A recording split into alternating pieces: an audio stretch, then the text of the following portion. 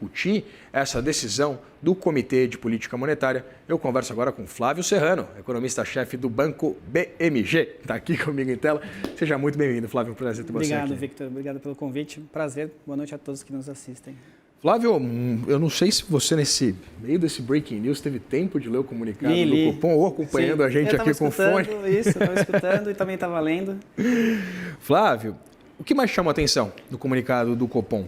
Na verdade, ele é quase que o copia e cola do último comunicado.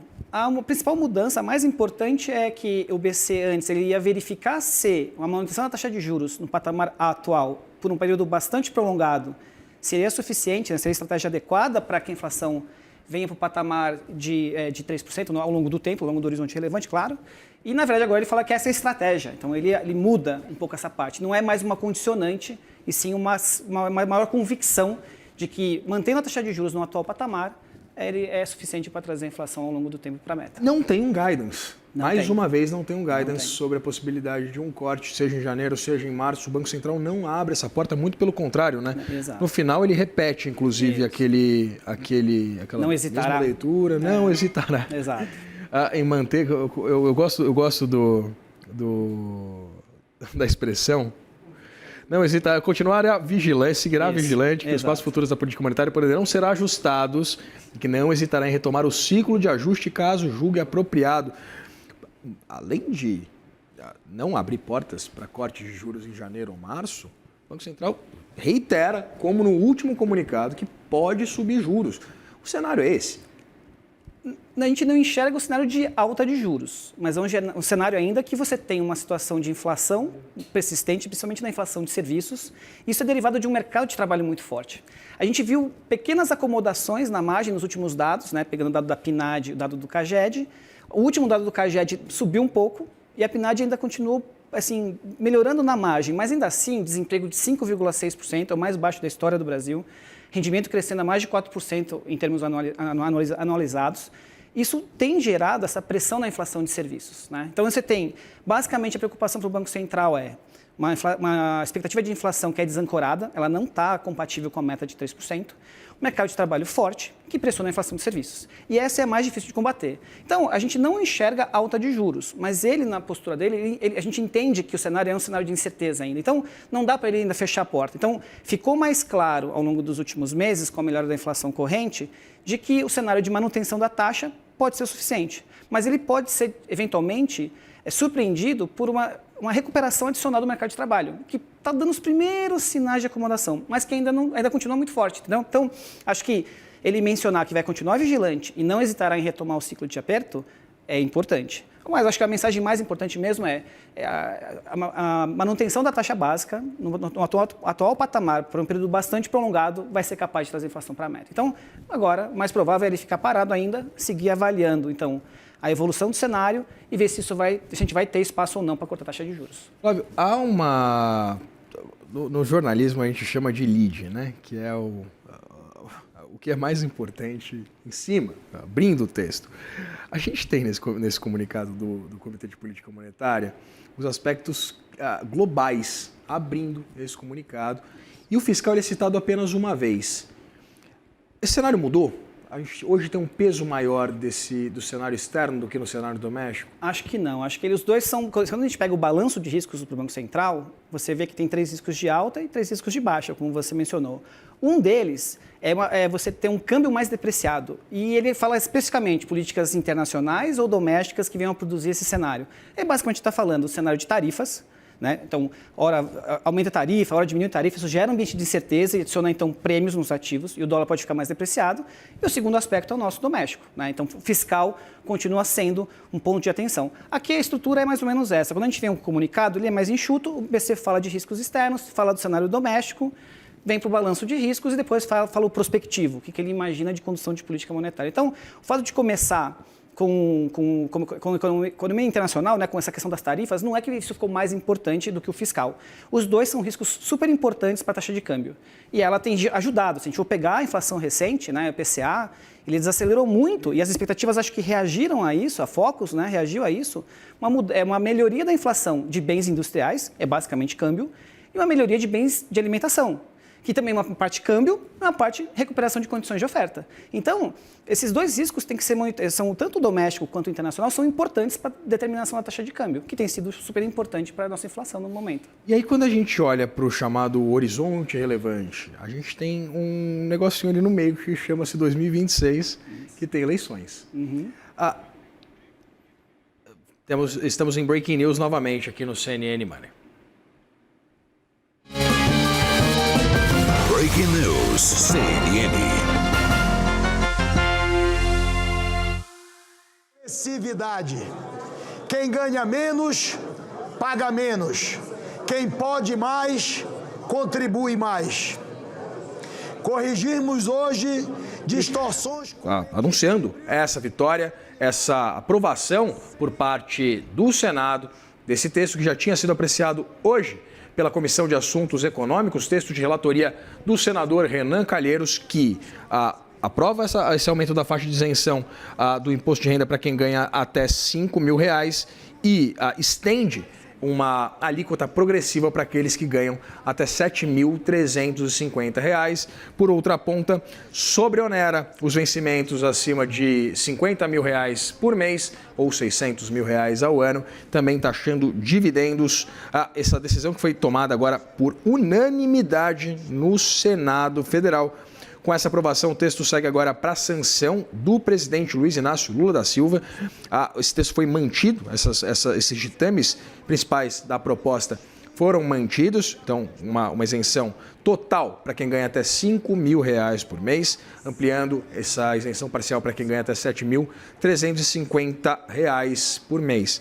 Durante a apreciação no plenário, o relator, o senador Renan Calheiros, afirmou que essa medida vai beneficiar 25 milhões de brasileiros e que isso vai ser compensado com um aumento de carga tributária sobre 200 mil, ele chamou de super ricos. Mais cedo, como eu disse anteriormente, a Comissão de Assuntos Econômicos do Senado já havia apreciado essa proposta, aprovou a matéria, houve também a aprovação do regime de urgência, né, para que esse texto ele fosse acelerado, ele não precisasse passar por mais comissões, e havia essa promessa e essa perspectiva agora confirmada de que o Senado apreciasse esse texto ainda hoje. Renan se comprometeu a não mexer, né, a manter esse texto praticamente inalterado, para que esse texto não voltasse à Câmara dos Deputados. Exatamente por alguns aspectos, sejam eles técnicos, sejam eles políticos, até porque na Câmara dos Deputados o texto foi relatado pelo deputado Arthur Lira, né, que é rival político de Renan Calheiros na política alagoana. Esse texto que, inclusive, né, muito se discutiu acerca do impacto fiscal dele, um estudo da instituição fiscal independente, né, que é vinculada ao Senado, aponta uma desoneração ali da ordem de 25 até 35 bilhões de reais por ano, dependendo do que se analisa sobre esse texto. E essa perspectiva agora de que esse imposto mínimo gere algo entre 25 e 28,2 bilhões de reais em arrecadação extra. Vamos ver como é que o governo vai pagar essa conta. Havia uma perspectiva também de uma apresentação de projetos paralelos por parte do relator desse projeto no Senado, o senador Renan Calheiros, exatamente nessa estratégia para evitar que o texto voltasse à Câmara dos Deputados e que, se houvesse algum tipo de conta mal feita, esse reajuste ele seria feito por meio de projetos de lei que seriam posteriormente apresentados e apreciados. Vamos aproveitar aqui, então, agora a presença de Flávio Serrano para a gente repercutir esse texto. A gente acompanha, inclusive, a fala de Davi Alcolumbre ali ao vivo, né, no Senado, depois dessa aprovação. Flávio, quais os principais pontos positivos e quais são os principais riscos acerca dessa aprovação? Bom, em relação à decisão, já era amplamente antecipada, né? Então já sabia. Você tem pensando do ponto de vista de renda, isso libera esse valor que a gente está para uma camada da população que consome mais, né? Então, classe média, média baixa, você vai ter um aumento de 20 a 30 bilhões de reais de renda ao longo do ano de 2026. Então, isso tem o ponto positivo, que é o aumento da renda, mas, ao mesmo tempo, traz um risco para esse cenário que a gente estava discutindo. A gente acabou de falar de um mercado de trabalho apertado, com rendimento elevado, em elevação. Se a gente tivesse combinado, não tinha era tão dado certo, perfeito, né? Exato. A gente tem, lembrando, o aumento do mínimo ano que vem, né, o aumento do mínimo em termos reais. Então, você tem a correção do NPC, mais o aumento de 3% em termos reais. Já é um valor bastante grande que entra na economia na virada do ano que vem, mais esse desembolso. Você compensa de um outro lado, mas quem está pagando mais tem uma propensão marginal a consumir muito mais baixa. Ele mais poupa do que consome, diferentemente de quem está sendo beneficiado pela medida. Então, isso acaba sendo, de alguma maneira, até um certo risco para a inflação. Talvez um pouco também o PC cauteloso, a gente viu, cautela, né, vigilante. Tudo isso está relacionado ao ambiente de maior incerteza. E ele fala isso algumas vezes durante o documento. A gente vive hoje um ambiente de maior incerteza. E a gente ia falar de ambiente político, né? O ano que vem é um ano eleitoral. Com certeza isso tende a aumentar a incerteza para o ano que vem. É exatamente o que eu ia te perguntar, se aspectos como esse que a gente acompanha em Breaking News aqui no CNN Money, eles contribuem pela manutenção da taxa de juros em um patamar tão restritivo como 15%, e mais do que isso, se eles também justificam essa ausência de guidance dado, por exemplo, para uma possível revisão no começo do ano que vem. Acho que sim, acho que sim. O cenário é de manutenção até que a gente observe um cenário que permita corte de juros. A gente até enxerga que no primeiro trimestre do ano que vem é bastante provável que o BC comece a cortar. Hoje era muito cedo. Se a gente for lembrar, o BC acabou de parar de subir juros em junho. Nós estamos em novembro. É muito pouco tempo para avaliar, ainda mais como a gente falou, nesse ambiente de muita incerteza, para já tomar já pensar em sinalizar um possível corte de juros. Ele tem que estar mais convicto. A gente vê que aumentou a convicção dele. Como a gente falou antes, era verificar se. Agora ele acha que é a estratégia correta, mas ainda assim vai precisar de um período prolongado, bastante prolongado no caso. Então, a taxa de juros precisa ficar por mais um tempo parada para você assegurar justamente a convergência da inflação. Então, acho que primeiro trimestre é uma janela interessante, ou janeiro ou março, e acho que então por conta disso a decisão de dezembro é super importante, porque se nós observarmos uma mudança mais importante da comunicação do Banco Central, fica claro que está mais iminente o corte, e aí a chance de janeiro começar o processo aumenta.